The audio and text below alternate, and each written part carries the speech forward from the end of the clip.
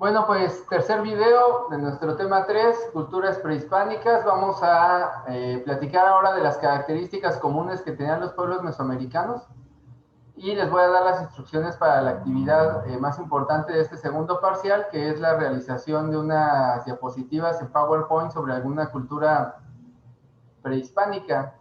No vamos a hacer, digamos, videos particulares de cada una de las culturas, sino que ustedes van a hacer su PowerPoint, lo van a hacer un video y lo van a subir a Classroom para platicárselo y compartírselo al resto de sus compañeros de clase para que preparen su examen de segundo parcial sobre las culturas mesoamericanas. Entonces, pues vamos a comenzar. Miren, poniendo nuestra diapositiva, que es la que hemos estado utilizando y es la que voy a subir al espacio correspondiente, pues vamos a hablar acerca de cuáles eran las características comunes que tenían estos pueblos mesoamericanos. Ya platicamos que básicamente se basaban en la agricultura, que eso fue lo que permitió que tuvieran un desarrollo muy grande, una riqueza muy grande, que estaban divididos en clases sociales, pero vamos a ver qué otras características tenían. Si vieron el video 1 y el video 2, este video 3 se les va a hacer muy sencillo. Muy bien, bueno, los pueblos más importantes de Mesoamérica, de México, son los que están ahí apuntados en la diapositiva. Los olmecas, que estaban en lo que hoy es el territorio del estado de Tabasco, que básicamente ustedes lo van a reconocer porque los olmecas tienen una característica particular y son estas cabezas gigantes, se llaman las cabezas colosales, que hoy se sabe que son representaciones de los grandes reyes olmecas, y estaban establecidos aquí en lo que es Tabasco.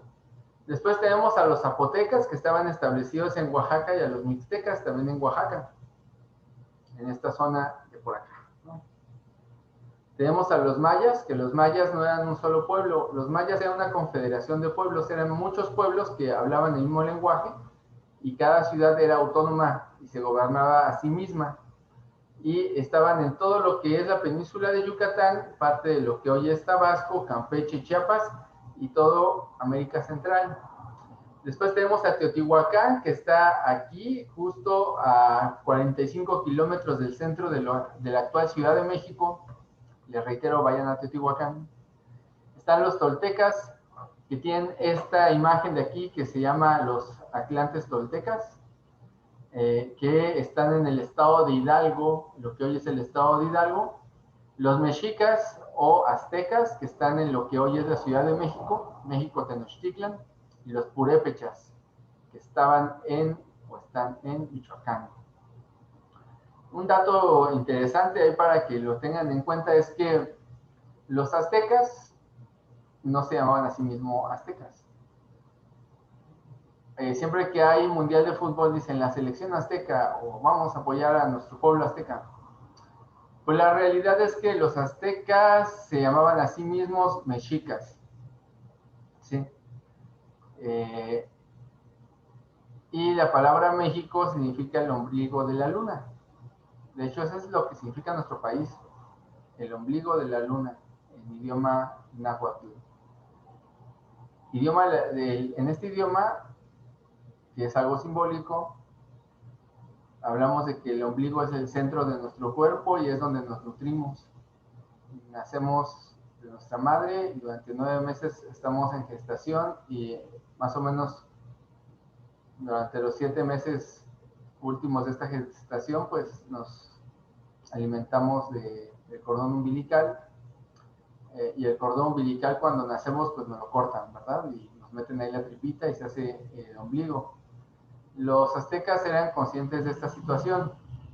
Entonces cuando ellos hablan de que es el ombligo de la luna, no es por una cuestión nada más de cuerpo humano, sino que ellos están diciendo que somos el centro del universo.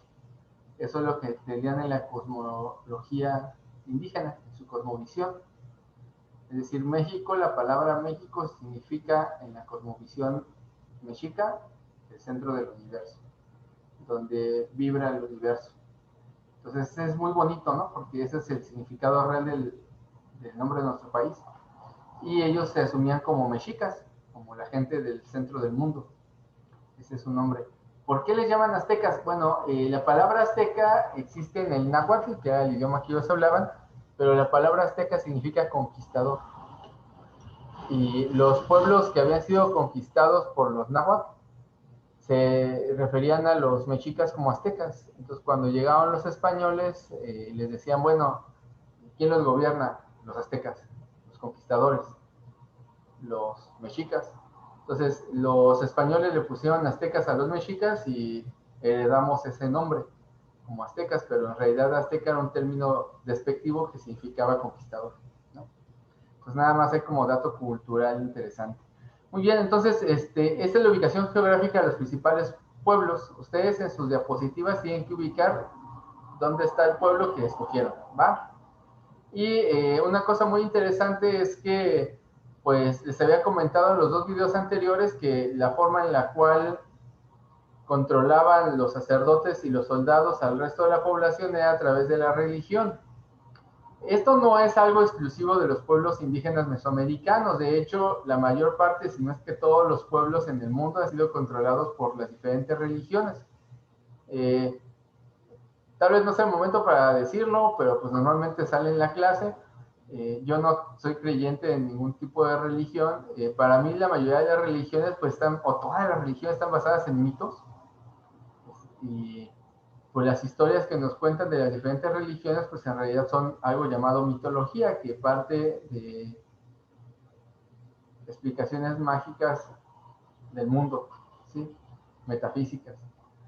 Y es interesante porque muchos de los relatos de los dioses son muy parecidos en diferentes partes del mundo, como la cuestión del diluvio universal, que la mayoría de las religiones contemporáneas tienen su diluvio universal, o el surgimiento de un dios padre, ¿no?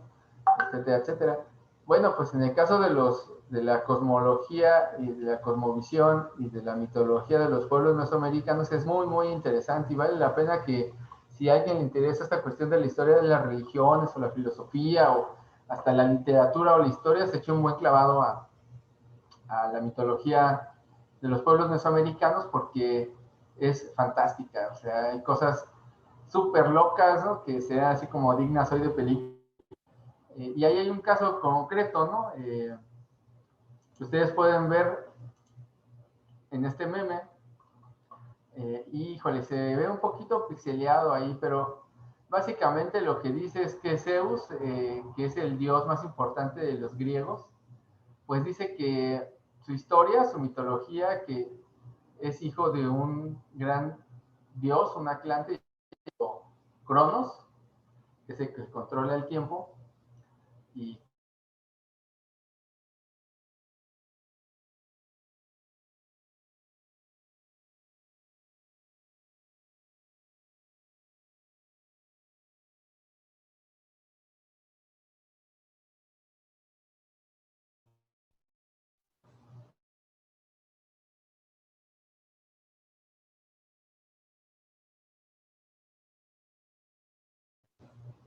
muy bien, ahí está. Perfecto, de nuevo. Entonces les comentaba, ¿no? La mitología griega pues habla de este señor Zeus, que es el dios, que su papá era un atlante llamado Cronos, que tenía la característica de que había soñado que uno de sus hijos lo iba a asesinar, entonces lo que pasaba es que tenía hijos con su pareja y cada vez que nacía el nuevo niño se lo tragaba, se lo comía.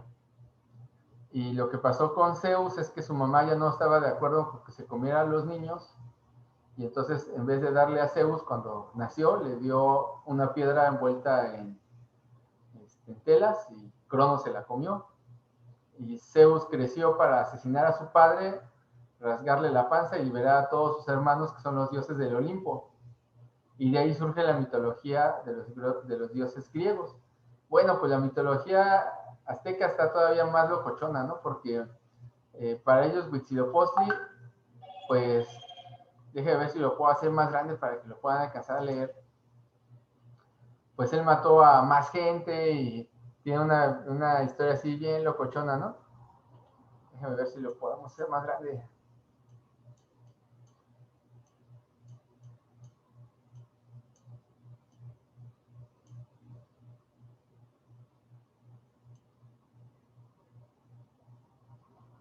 No, no se alcanza a ver, qué mala onda. Voy a tratar de buscar el meme y ponérselos, porque está muy entretenido.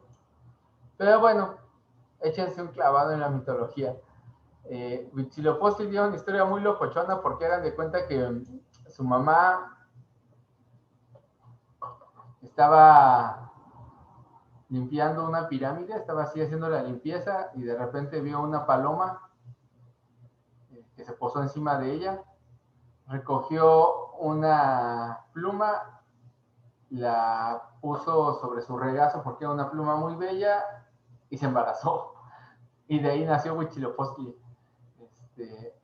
No era una paloma, era un colibrí.